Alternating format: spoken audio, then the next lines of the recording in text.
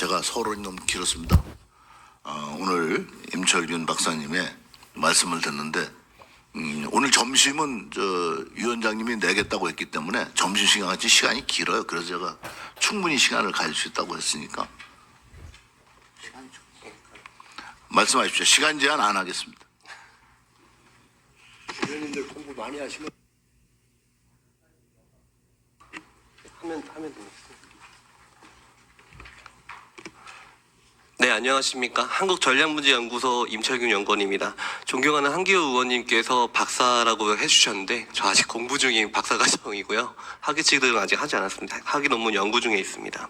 발제를 시작하기에 앞서서 급하게 준비해서 발제문에 오탈자가 일부 있는데 먼저 양해의 말씀을 드리겠습니다. 그리고 또한 오늘 자리를 마련해 주신 국회 국방위원장님을 비롯한 내외 귀빈 여러분, 그리고 저를 지도해 주신 김태현 교수님과 손남매 교수님, 노영구 교수님과 박영준 교수님을 비롯한 국방대학교 모든 교수님들께 감사의 인사를 전하고 싶습니다. 특히 사랑하는 저의 아내와 아들에게 감사 인사를 좀 전해야 되겠는데요.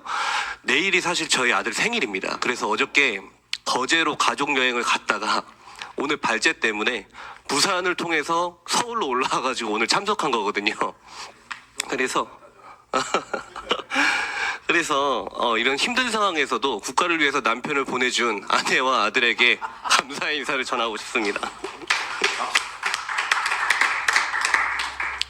저는 이번 발제를 준비하면서 전자권 전환이 정말 가능한가에 대한 의문을 해소하기 위해서 나름대로의 분석을 했고요. 그 결과 제가 칼럼에서 제기했던 전환 비용 약 21조 6,500억 원은 사실 칼럼 및 글자 숫자에 제한이 있기 때문에 평시 경계 작전에 필요한 필수 요소만을 반영한 수치였습니다. 그래서 실제 전환 조건을 대입해서 분석을 해보니까 당연하게도 비용은 더 증가한다는 것을 알 수 있었습니다.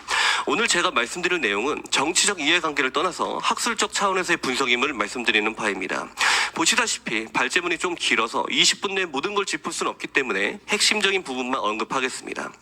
먼저 역대 정부의 전자권 전환 분석입니다. 저는 분석의 틀로서 전략적 정합성과 실현 가능성이라는 분석의 틀을 적용했습니다.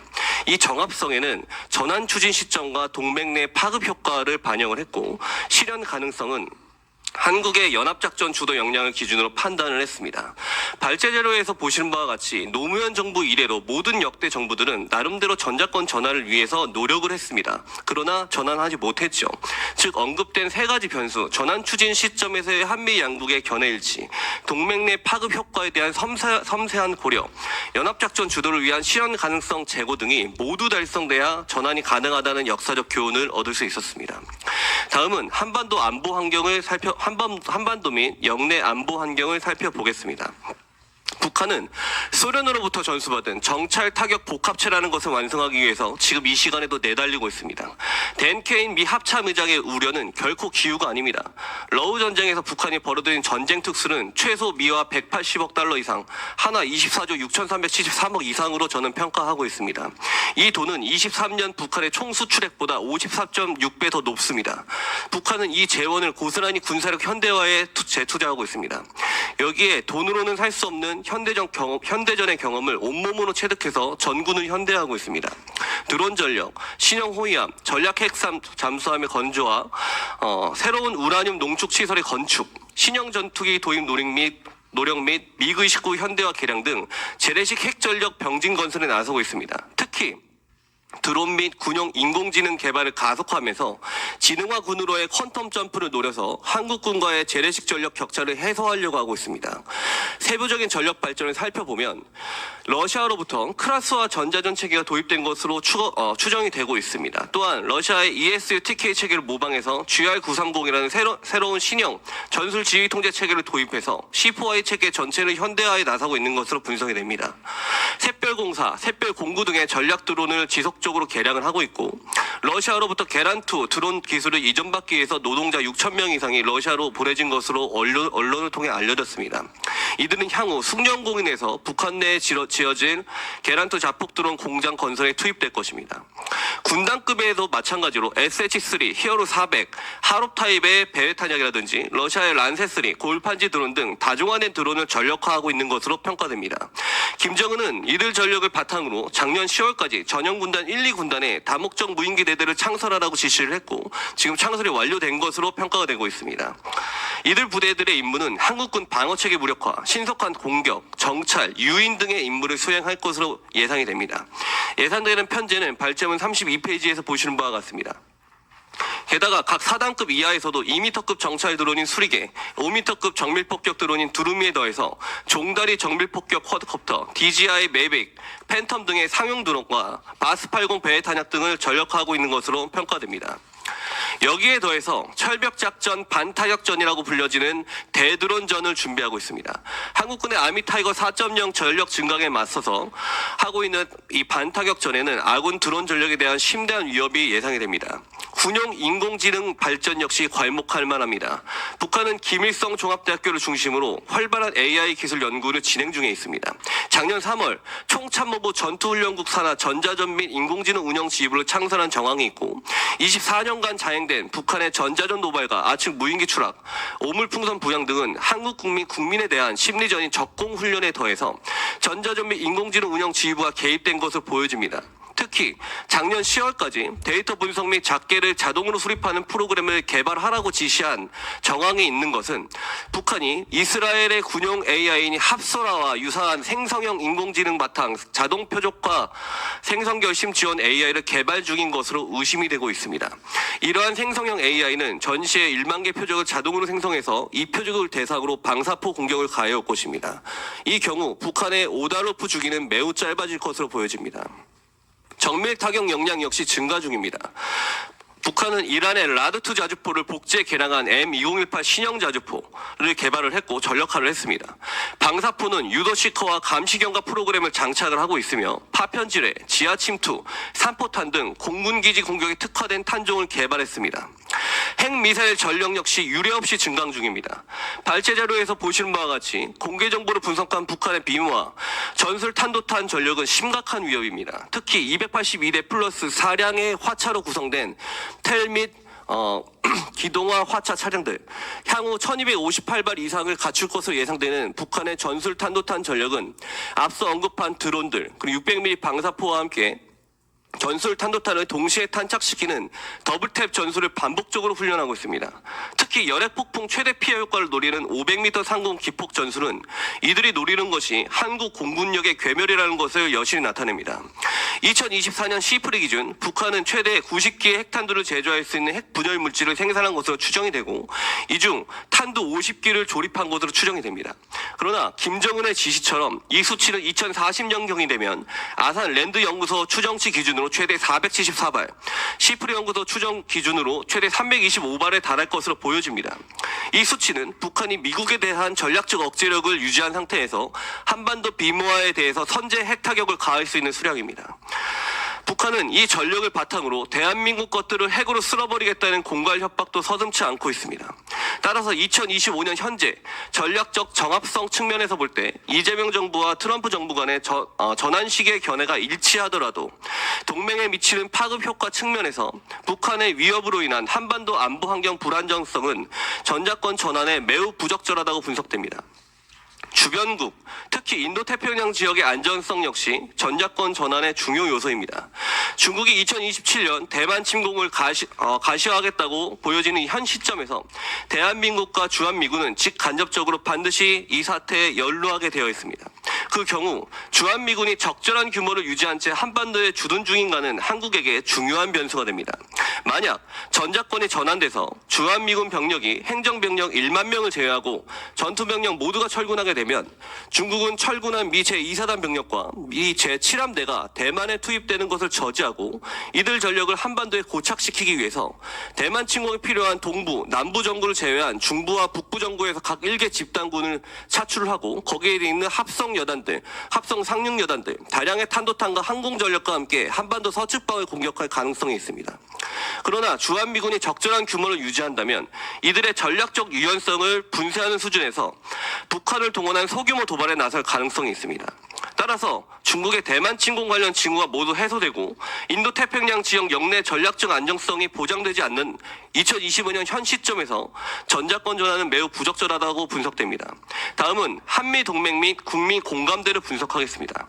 앞서 제가 언급한 1만 명을 제외한 주한미군 철수는 현 미 국방부 장관 헤그세스의 수석 고문을 지냈던 댄 콜드웰 그리고 제니퍼 캐버노라는 연구원이 제시한 보고서입니다. 미국 국익에 맞는 해외 주둔군 태세 보고서라는 이 보고서에서는 현 국방부 실세로 볼 수 있는 엘브리지 콜비의 발언을 인용을 했고 미국의 세계 군사 전략에 관한 몇 가지 중대한 전략적 변화를 보이고 있습니다. 첫째, 미국이 영내 동맹 및 파트너국에게 자국 안보의 주책임을 부과하면서 동시에 이들이 미국을 지원하는 역할을 둬서 미국의 핵심 이익을 보장해야 한다는 것입니다.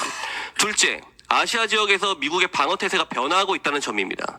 종신방어의 이점, 즉 해양을 천연 해자로 삼고 제2열도선, 일본, 오키나와, 대만, 필리핀을 연하는 선을 주방어선으로 삼겠다는 것입니다. 이 경우 주한미군은 전략적으로 기지 내에 고립된 상태가 됩니다. 따라서 미국은 주한미군을 철수하려고 할 것입니다. 북중의 정밀 타격 위협에서 전진 매치된 미군의 자산을 보호하겠다는 것으로 사료됩니다. 셋째, 아시아에서의 패권 유지가 중국의 군사력 부상으로 어려워지면서 적어도 일본, 대만, 필리핀이 주권을 유지한 상태로 중국의 영향력에서 벗어나게 해야 한다는 것입니다. 여기에도 한국은 제외되어 있습니다. 이러한 전략적 변화는 현재 행정부의 일원인 콜비의 발언에서도 감지됩니다. 북한이 미국의 주된 위협이 아니라는 인식, 그리고 한국이 북한보다 재래식 우위에 있으니 스스로 방어할 수 있다는 그의 주장은 앞서 언급한 댄 케인 합참의장의 주장과 정면으로 배치됩니다. 학계에서도 한미관계 관련 이상 징후는 나타납니다. 빅터 차 교수는 한미동맹이 조용한 위기에 직면했다고 지적합니다. 그는 윤석열 전 대통령 탄핵 후의 정치적 혼란, 자주를 지향하는 이재명 정부의 목소리와 트럼프 정부의 방위비 분담금 인상 압력이 서로 부합하지 않고 한국 내 66%가 지지하고 있는 핵무장 여론이 미국의 외교안보 정책적 이익과 부합하지 않는다고 지적하고 있습니다. 한미 양측의 정치권 역시 마찬가지입니다. 여당인 더불어민주당 정책위원장께서는 트럼프 대통령께서 동맹국에 대한 존중, 예의를 찾아볼 수 없는 과도하고 무례한 요구라고 하면서 관세 25% 부과를 지적하셨습니다. 트럼프 대통령과 가깝다고 알려진 모스탄 대사는 지속적으로 이재명 대통령을 비난하고 있습니다. 야당인 국민의힘 역시 이러한 부적절한 한미관계 이상 기준을 지적하고 있습니다. 이러한 징후들을 동맹 붕괴 모델 차원에서 볼 때 발제자료에서 제시한 바와 같이 1, 2단계를 넘어 3단계에 진입하고 있는 것으로 보여집니다.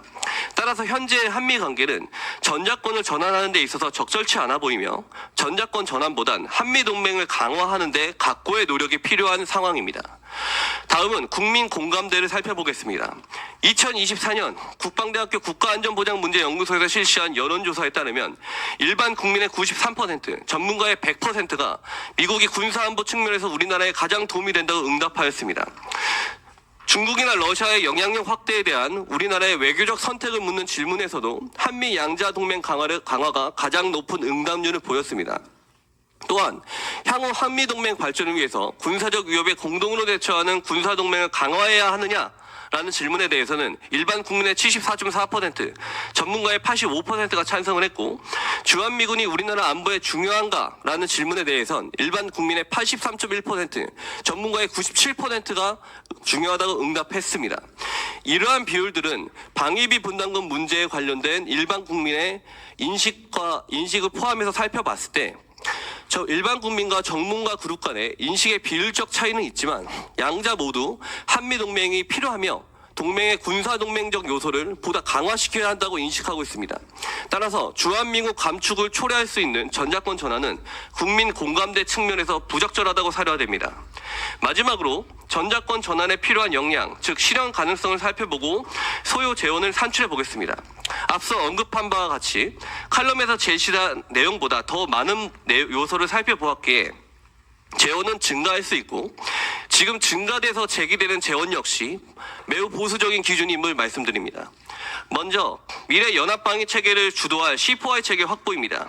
현재 한국군은 KGX, AKGX, 센트리-K, 밈스, AT-6, JFOSK 등 여러 가지 체계로 다정화되어 있지만 두 가지 문제점이 있어 보입니다. 첫째, 적시적인 전장 정보 공유가 각 체계 간 실시간으로 이루어지는 것이 제한되어 보이고 이로 인해서 작전 반응 시간이 저하되어 보입니다.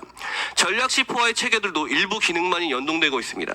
이것은 지휘 간의 상황 판단, 결심 대응 속도를 느리게 하는 원인이 됩니다. 각 체계 간의 통합이 필요한 이유입니다. 둘째, 전장 정보 관리 효율성을 위한 데이터 송수진 역량을 획기적으로 늘려야 합니다. AT-6만 보더라도 전송량에 한계가 있습니다. 드론이 보내야 할 드론들이 보내는 영상 정보를 실시간으로 처리하기 제한됩니다.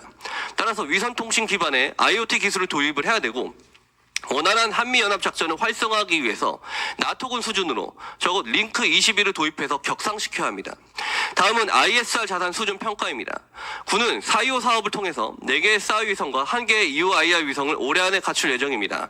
또한 페가수스 프로젝트를 통해서 적에도 감시정찰 위성을 수십 개 띄울 계획이지만 아직 실현되지 않았습니다. 따라서 5개의 위성을 기준으로 그 공전 주기를 살펴볼 때 대북 감시 정찰에 2시간에서 6시간의 공백이 발생할 수 있습니다.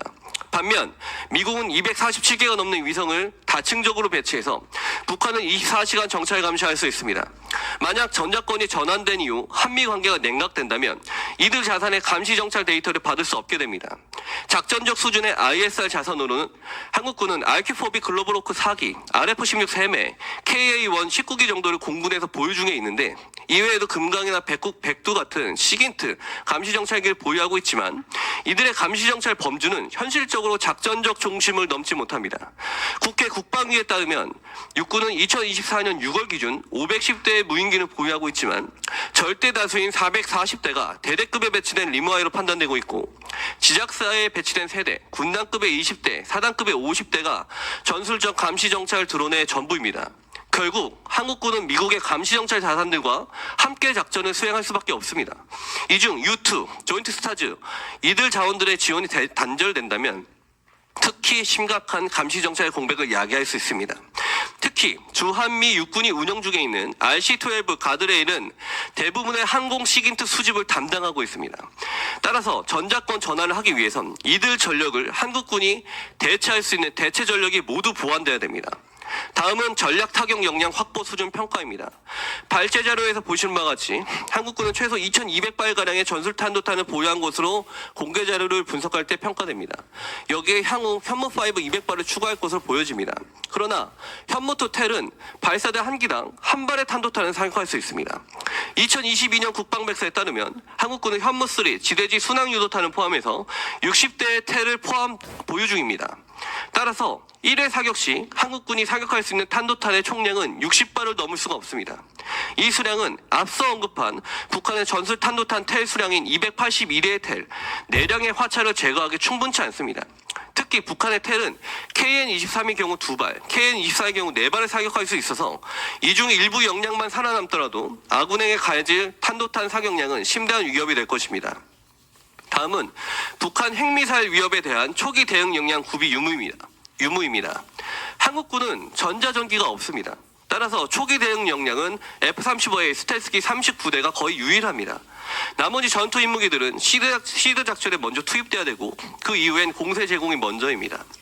스텔스 성능을 유지하기 위해서 내부 무장창에만 무장할 경우 F-35A는 4발의 SDB를 장착할 수 있습니다. 한국 군군이 다른 나라들보다 높은 기체 가동률을 보유하고 있는데 그 가동률 80%를 기준으로 판단할 때 최대 31대가 초기 킬체인에 동원될 수 있습니다. 이 수량은 동시적으로 파괴할 수 있는 북한의 텔 수량 124대를 파괴할 수 있습니다. 여기에 60대 미만의 한국 전략군의 텔에서 사격한 탄도탄 및 유도탄 공격이 가해져도 초기 킬웹 작전에서 선멸할 수 있는 최대 수량은 184대가 될 것입니다. 이 수량은 CRBM과 MRBM까지 고려할 때 북한군 텔의 39.7%를 선멸할 수 있는 수량입니다. 매우 높은 수치이지만 충분치 않습니다. 따라서 초기 킬랩 작전의 성과를 높이기 위해서 추가 중인 F-35A의 도입, 전자전기의 도입, 전략군의 현무2 계열 텔의 무인화 그리고 텔당 2발의 탄도탄을 사격할 수 있는 개량 버전의 도입이 절실히 요구되고 있습니다. 다음은 핵미사일 초기 방어를 위한 KAMD 역량 평가입니다. 공개 정보에 따르면 한국군은 현재 패트리어트 팩3 4개 포대, 팩2 4개 포대, 천궁2 8개 포대를 보유한 것으로 알려져 있습니다. 이것을 한국군은 2026년까지 팩2를 팩3로, 천궁2를 최종적으로는 20개 포대 이상 배치할 것으로 알려져 있습니다. 국회 국방위 의원 여러분들께서 열심히 노력해 주신 결과 작년에 해군의 SM-3 미사일 40발을 도입하기로 결정된 사항은 매우 고무적인 것으로 볼 수 있습니다. 따라서 이런 것들을 모두 더해서 봤을 때 그 탄약을 분석을 해보면 팩3 MSE 탄약은 약 74발, 천궁2의 경우 요격탄은 2025년까지 약 450발, 2028년까지 약 700발을 배치할 것으로 공개 정보에 따르면 알려져 있습니다. 따라서 2025년 현재 한국군이 보유한 최대 요격탄의 수량은 총 524발 정도로 추정됩니다. 천궁2의 발사대당 요격 수량을 고려할 때 1회 요격 시에 80발을 사격할 수 있으니 한 개 표적당 2발의 요격탄을 사용하는 교리로 비춰봤을 때 동시 대응 표적은 40개로 추정됩니다. 팩3 4개 포대의 경우 최대 요격 가능 표적은 128개로 추정됩니다. 따라서 한국군은 최대 168개 표적과 동시 교정이 가능합니다. 이 수치는 600mm 초대형 방사포를 제외하더라도 북한의 전술탄도탄 1120발에 비해 매우 부족합니다. 물론 장차작전을 고려하는 군의 특성상 한꺼번에 이 수량을 쏠 가능성은 낮지만 그 3분의 1인 373발만 사격하더라도 한국군이 모든 표적을 요격에 성공한다 하더라도 205발 이상의 탄도탄은 맞을 수밖에 없습니다. 이 중에 화산 31형 핵탄두가 장착되어 있다면 우리는 재앙적인 결말을 맞이할 수 있습니다. 따라서 한국은 미국과의 연합반공작전이 매우 절실한 형국입니다. 이미 중동으로 빠져나간 주한미군의 팩3 포대들을 어떻게든 한국으로 다시 가져오든지 아니면 한국군이 스스로 반공포대 역량을 증가시켜야 됩니다. 다음은 대량 응징 보복 타격 역량입니다. 주요 표적인 북한 지도부 제거, 북한 C3 제거, 핵미사일 발사 능력 무력화에 초점이 맞춰져 있는 이 작전은 사실상 실질적으로 가용한 전력이 아군 특전사, 현무5 정도입니다. 나머지 전력들은 전략적 타격 작전과 맞물리기 때문에 전략군 사령부에서 효과적 운영이 제한될 수 있습니다. 현재 한국 군부는 MC-130K로 기존 개량을 했지만 여전히 종심 침투 역량이 부족합니다. 죄송합니다. 따라서 특전사 대원들을 종심까지 빠르게 침투시키고 안전하게 복귀시키기 위해서 미 소콤에서 운영하는 것 같이 MC-130J, MH-47 핵이, CV-22 오스프리 등이 필요합니다. 이상 연합작전을 한국군이 주도하기 위한 역량을 모두 살펴봤을 때 모든 항목에서 부족하다는 것을 알 수 있습니다. 따라서 전작권을 전환하기 위해선 이들 항목의 우선적 보완이 요구됩니다. 전력 보완을 위한 재원은 발제문에서 보신 바와 같이 최소 39조 9,990억 원이 소요될 것으로 보이는데 이 수치는 칼남 작전 시기보다 증가한 것이며 모든 전작권 전환 조건을 검토했기 때문에 증가한 것이고 연구자가 자료를 가공해서 염두 판단한 것이기 때문에 정확하지 않을 수 있음을 말씀드립니다. 결론입니다. 지금까지 논의를 정리해보면 현재 한국군으로 전작권 전환은 매우 부적절한 것으로 분석됩니다. 따라서 현 정부는 한미동맹을 보다 강화하고 전작권 전환을 위해 요구되는 항목별 보완 사항들을 국회와의 원활한 협조를 통해서 재원을 마련하고 집행해서 보강한 다음에 전작권 전환을 논하기를 권고합니다. 소프트 파워 측면도 검토가 필요합니다. 발제문에서 제가 제시한 바와 같이 각군 대학의 정기과정 교육기간을 연장하고 심화과정 설치해서 장교들이 전쟁사 그리고 현대전에 대한 실질적인 연구를 할 수 있는 기간을 보장해 줘야 합니다. 합참과 연합사 역시 전쟁기획 및 전략기획 절차를 정립을 하고 숙달시켜야 합니다. 그리고 여기에 연계해서 각군 본부에서 장차작전 과업을 도출시키고 정립할 수 있도록 보장해 줘야 됩니다. 또한 폴밀게임 절차의 숙달을 대위급 교육과정부터 적용을 하고 충무계획이 정부 각 부서에서 실제로 작동하는가에 대해서 실제로 운영을 해볼 필요가 있습니다. 이러한 조치사항들을 먼저 시행하기를 권고합니다. 마지막으로 전환의 주체인 국방부가 전작권 전환을 평가하기보다는 국제적인 싱크탱크이면서도 한미 양국 국방부의 영향에서 비교적 자유로운 한미 양국의 싱크탱크들이 먼저 전작권 전환 조건 충족 유무를 평가하기를 권고합니다.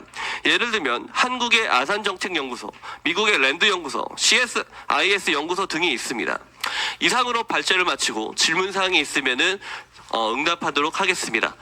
경청해 주셔서 감사합니다. 박수.